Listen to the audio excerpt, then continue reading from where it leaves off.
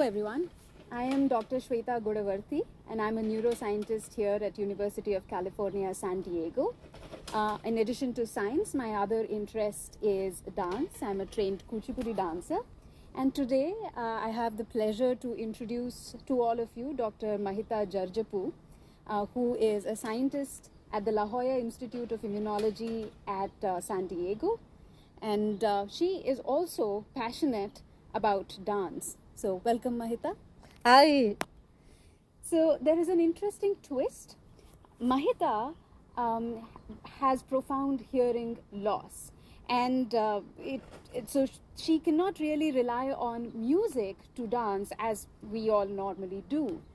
So Mahita, can you tell us how you're able to dance without being able to hear the beats of the music? I can hear the music, but it depends on the music. If there is a big difference between the music, then I can make it out. But if there is a very minor difference, I cannot make it out. I mostly depend on visual cues, like see from the corner of my eyes. But mostly at time my bed, like I count the number of seconds it takes to go from one step to the other step.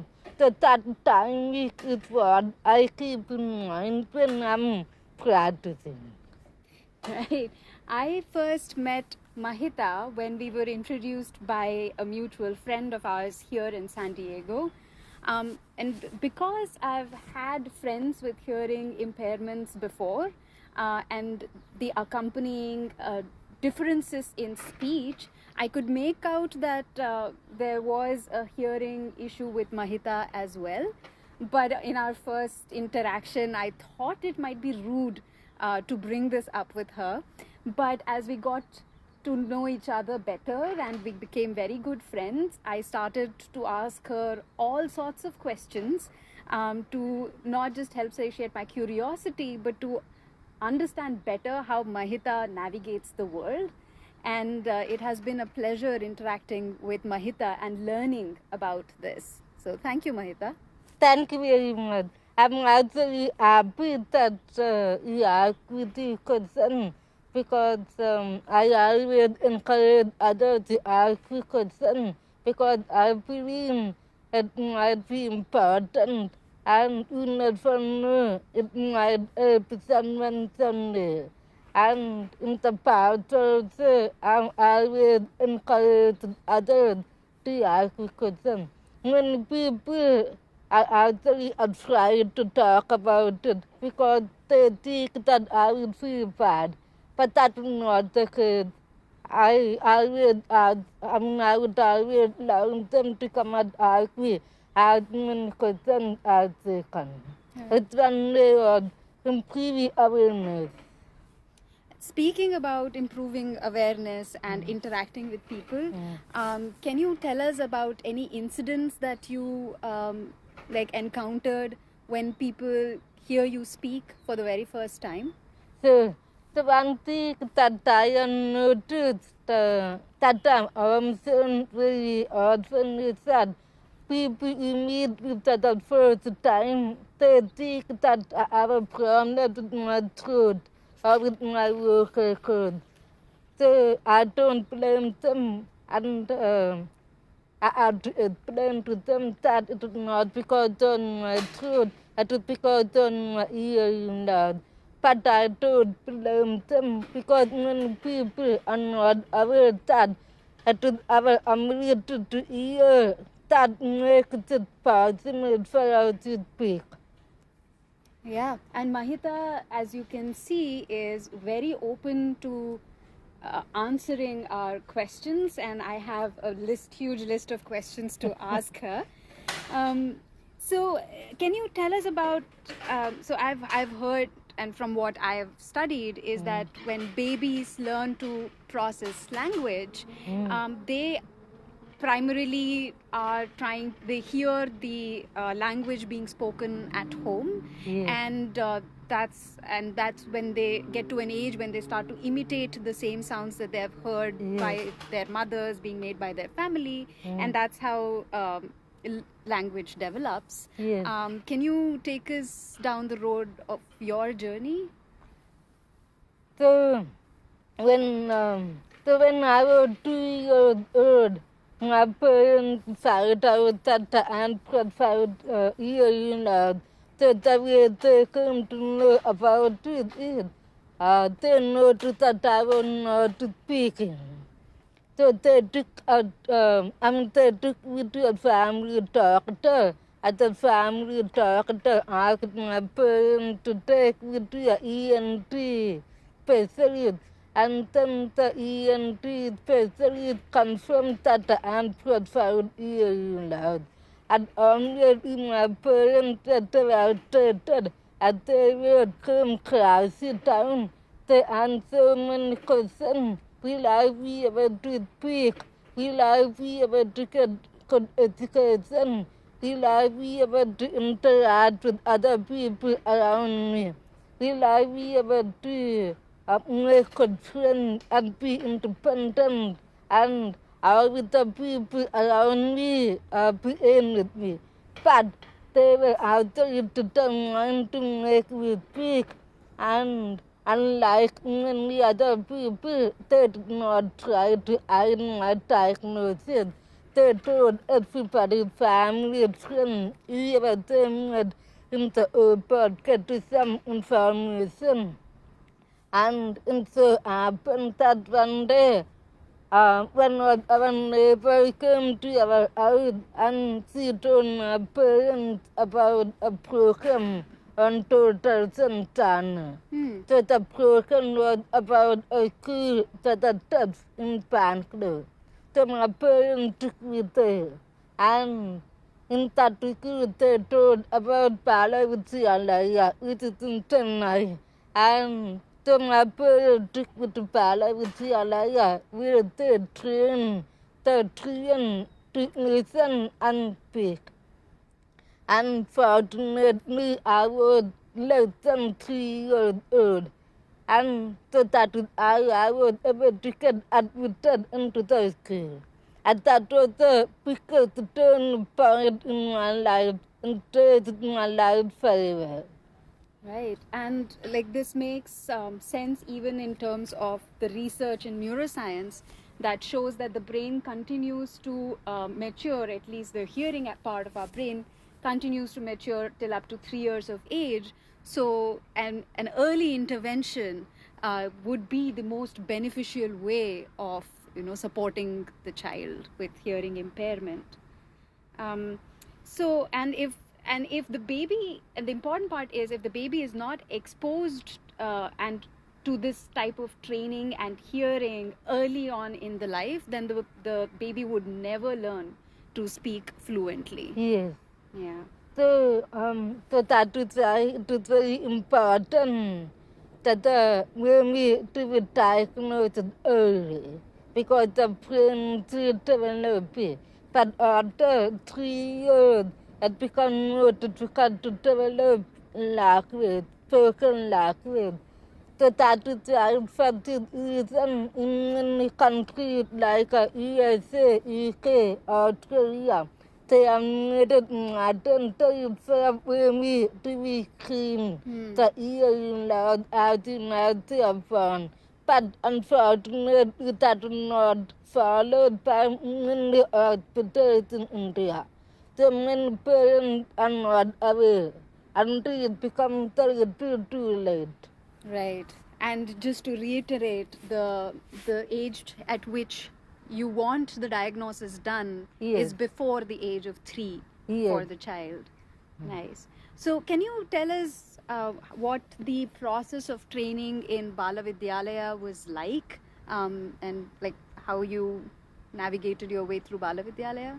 So, so the first thing when I was admitted to Balavidyalaya, I was made to wear ear aids in both my ears, because you need ears for to speak.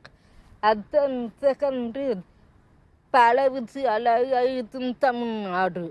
So it provides only 2 languages, English and Tamil.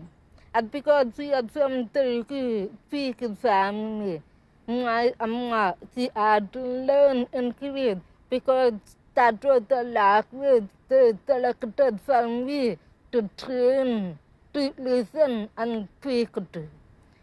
So that was the two things. And it was a period on very intensive training. I was made to hear, listen, and speak. And every day, from the time I woke up to the time I slept, my mother or my father or my teachers, they would be talking to me. So that is the motto, talk, talk, talk. Because the training method that they use in the school is recently unspoken language. It is also called out thought, which is speech and language therapy. So the motto is to make to talk, talk, talk, to make up the whatever the tired out loud. I mean whatever the tired out music. From the time on birth to the time they were fitted with the ear aid. And even after school, whenever we go out, my mom would keep on talking to me. Like if we go to a shop, we would talk about that specific item. And I also forgot to mention in the school, the way they would treat us is they would suppose you have an set like a spoon.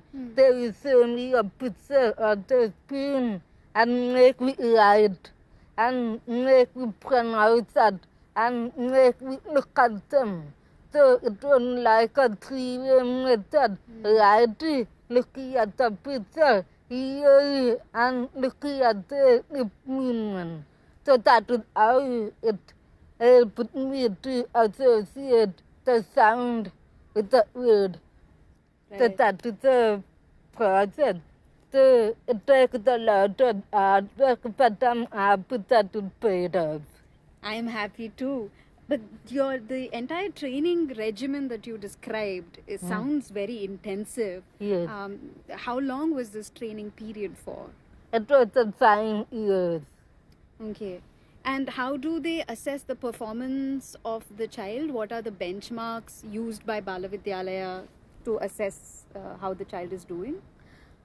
The training at Balavidyalaya, they have been marked occasion on the year child is older to them by 1 year. So that way the parent and the teacher know whether the child is on the right path or not. Right. So, and the language of instruction was English. Yes. And you just mentioned that you are from a Telugu speaking family. Yes. So I guess, like, as many people I know ask you, do you know how to speak Telugu? Yeah, actually, I can read the Telugu script and I can understand a few words on Telugu. Okay. But I cannot speak Telugu fluently like my family. So my family, when they talk with each other, they talk in Telugu. But when they talk to me, they talk in English. And that is because people, people with normal hearing, they hear, they pick up a language that by ear the people around them speak. But in my case, it is not that.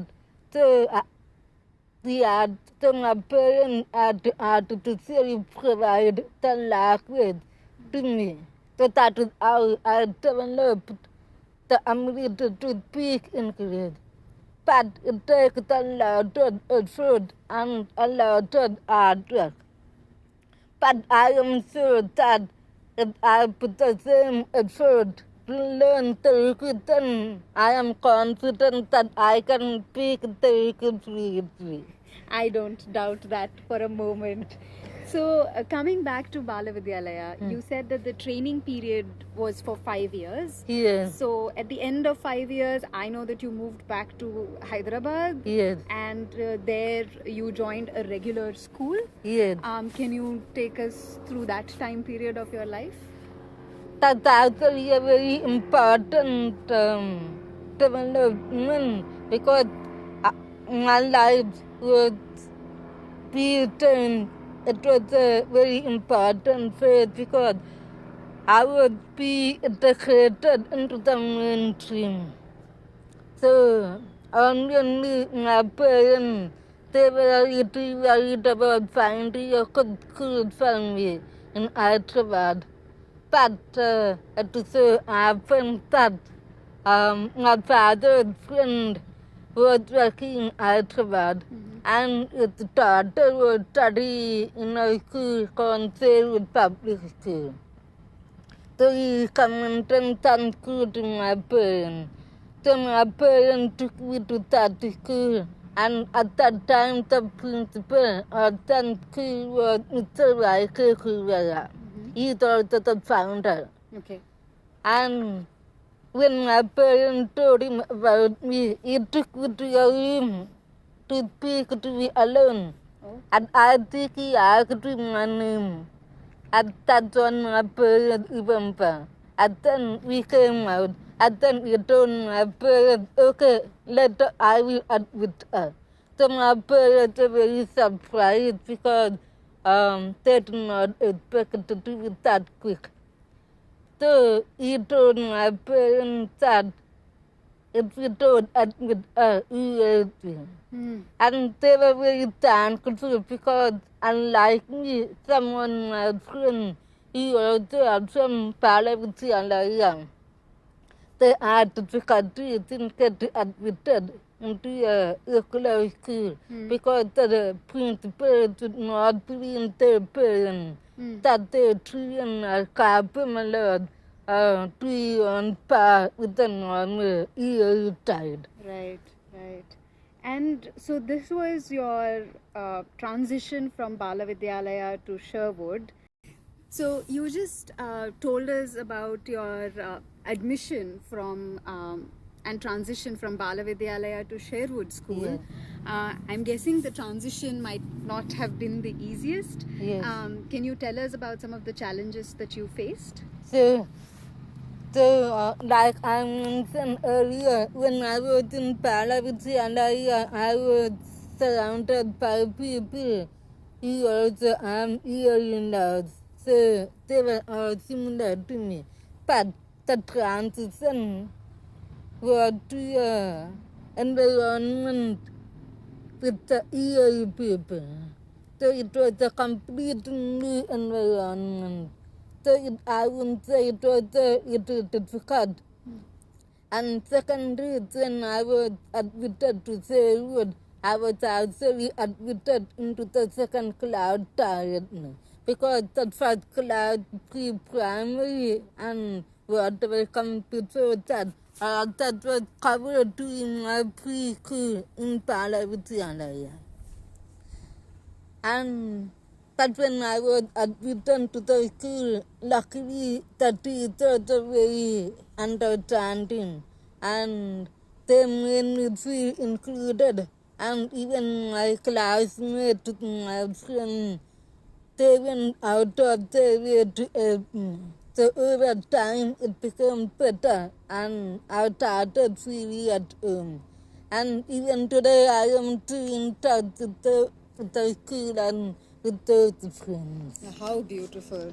So, I just as an anecdote I wanted to share with all of you is that growing up, my school in Delhi also had a special education section which consisted of children with like intellectual impairments as well as physical disabilities.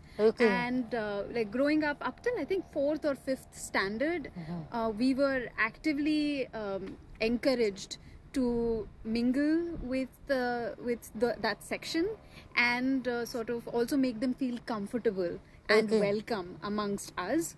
And I made a very good friend in that section who had hearing impairment. And the day she got her hearing implant, she was so happy now, because now she could participate in all the music games that we used to play.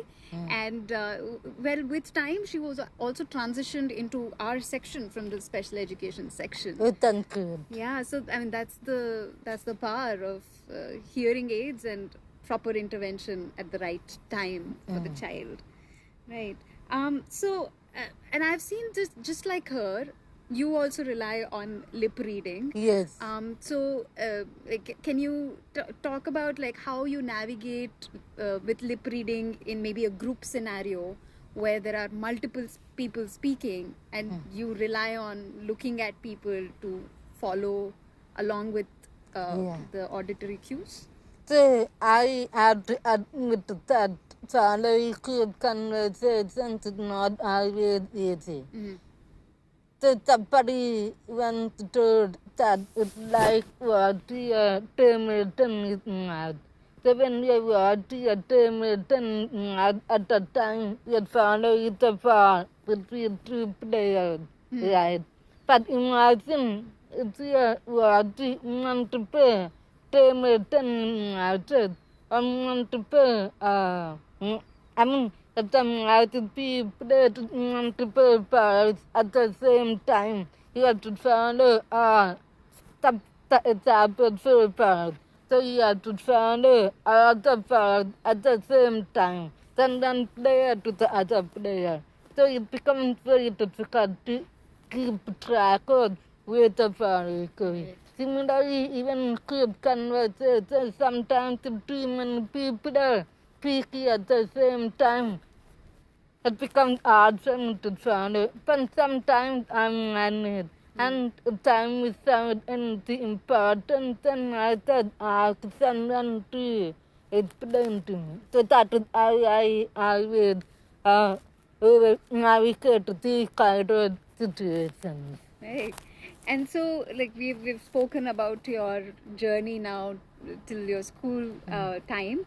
During your school years, did you have, I know like science is your favorite subject, but apart from science, did you enjoy any other subjects? Increase was not favorite in some set. And even today, my increase teacher, she keep telling me that I should become a journalist instead of a scientist. Well, that's the loss for the journalism world and again for the scientific community. So I'm glad you chose science. So till now you have taken us through your journey from childhood to Balavidyalaya to Sherwood. Yes. And in all of these, the common string is your parents. Yes. And how they dealt with the situation and what all they did for you. But normally in such circumstances, one sees that parents tend to get overprotective of their children. What was the way that your parents operated with you for this? Actually, my parents are very supporting, and they did not prevent me from doing things that would be considered difficult. For example, when I was young, maybe 7, 8 years, my mom, my mama, she would send me to the local shop to buy some stuff. And even when I was in school in Sherwood, they used to organize the camp or excursion 1 week in other places like in Akapu, National Park, whatever.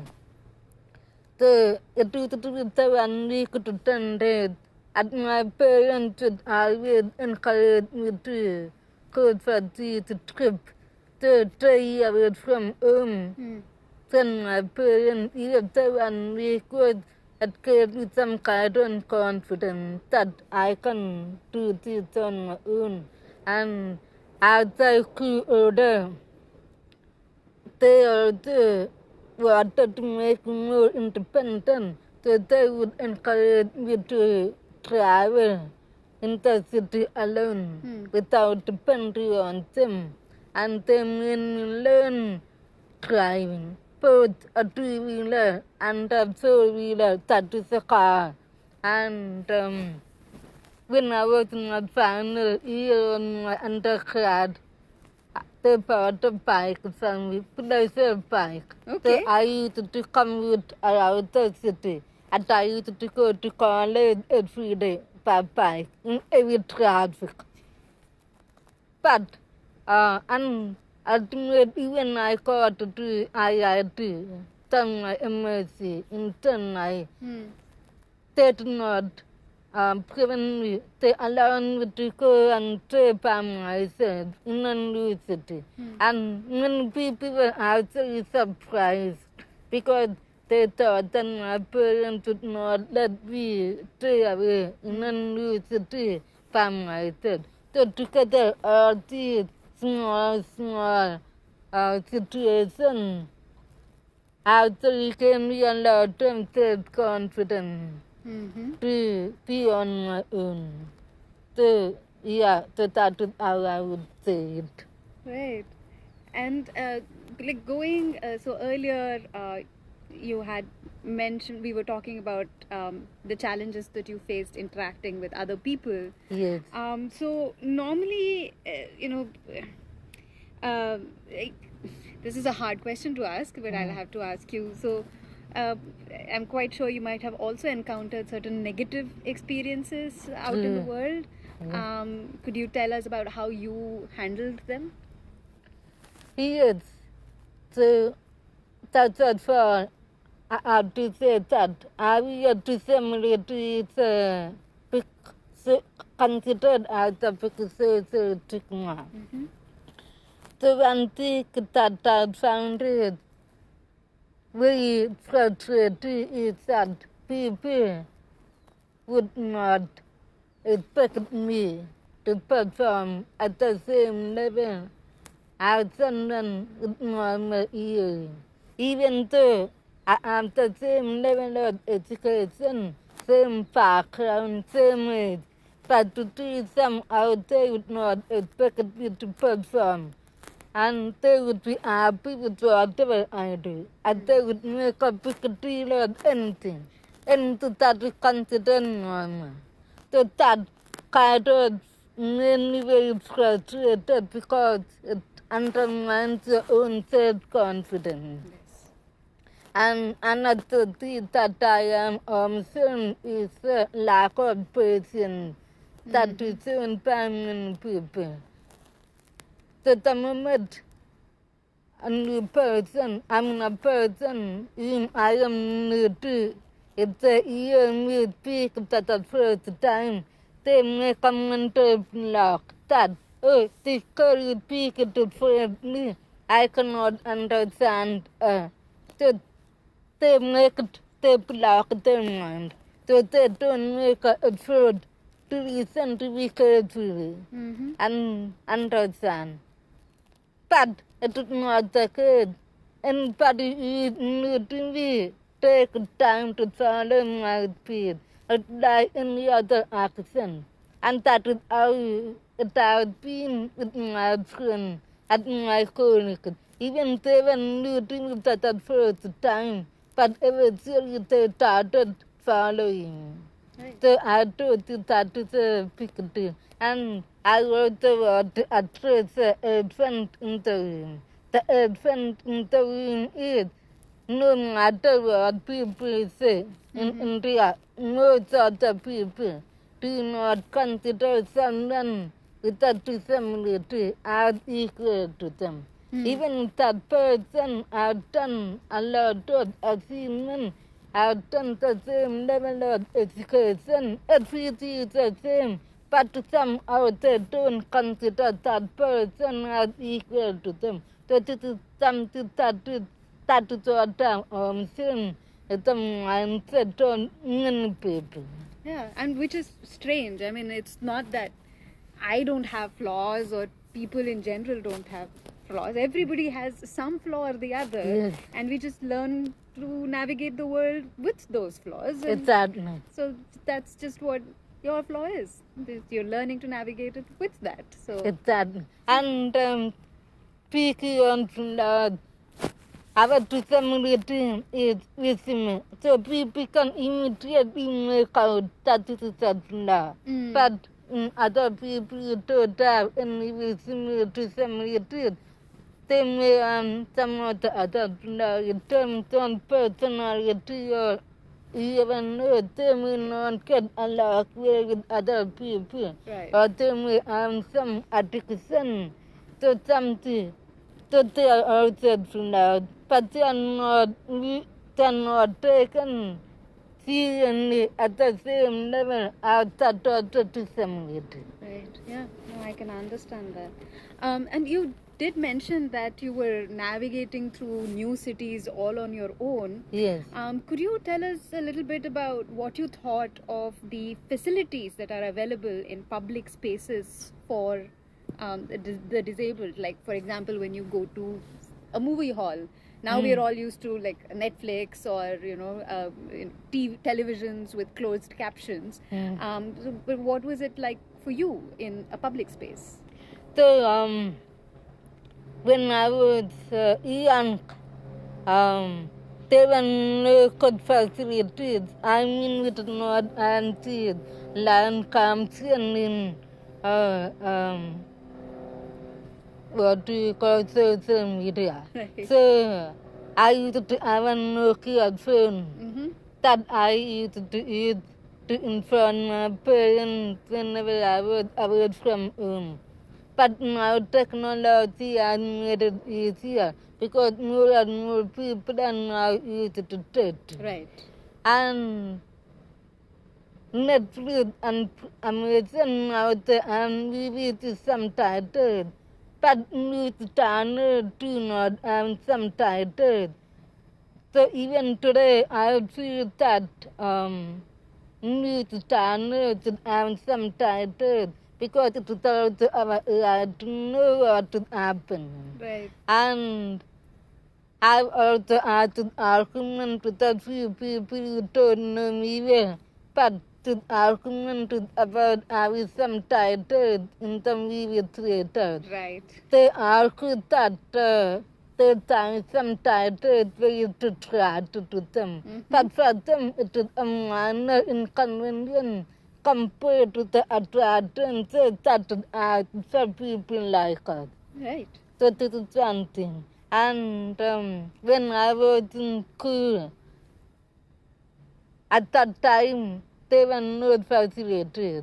So I had to, so the teacher would be the teacher front, and I would not be able to follow them and write at the same time because they would be teaching and they would insist that I take down the notes after speaking. But they had to look at the person sitting next to me to copy down because for me it is not possible to look at the teacher's face and write at the same time because I need to read the lips.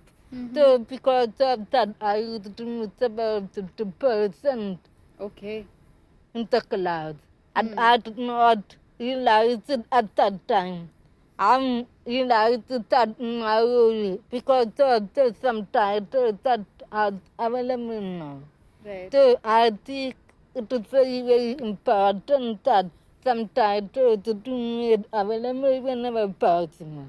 Right. Yeah. And we have gone for movies together, and we make sure that there are subtitles in the movie so that Mahita can join us for the movie. And so coming to just taking this a little further about our movie journeys, you also have made a nice bunch of friends here in San Diego, and Mahita is very, very popular, I must say. So you seem to get along with people and you like being with people. Yes, I'm also flattered, but I have to say that I'm also very lucky to have very good friends. and a lot of circle. And I think that is not advantage of being able to speak and be able to express my thoughts early. And of course, that political education and whatever comes out of that.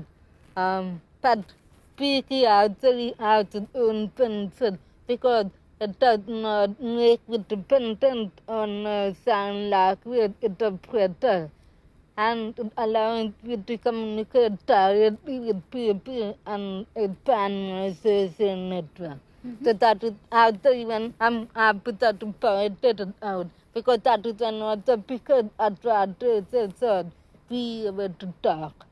Right, and I know that Mahita is invited for a lot of scientific talks all over the world. She's given talks in India as well, and I know that you make it a point at the end of your talk to also educate people about how hearing impaired people can be integrated into normal hearing world. Yes. Can you tell us a little bit about the type of misconceptions that you have encountered in people? Yeah. So one thing, one misconception that seems to be very common is people think that hearing aid is like glasses. The moment I wear a hearing aid, I can hear like any other person. But that is not true because hearing aids are not a replacement and natural hearing theory amplifies the sound. Right. But when people don't know that, so that is like when I tell them that I'm using hearing aids, they say, oh, then you can talk over the phone. So I have to keep telling them, no, I cannot talk over the phone. I need some visual input. And another misconception that I have encountered is people, when they hear me speak,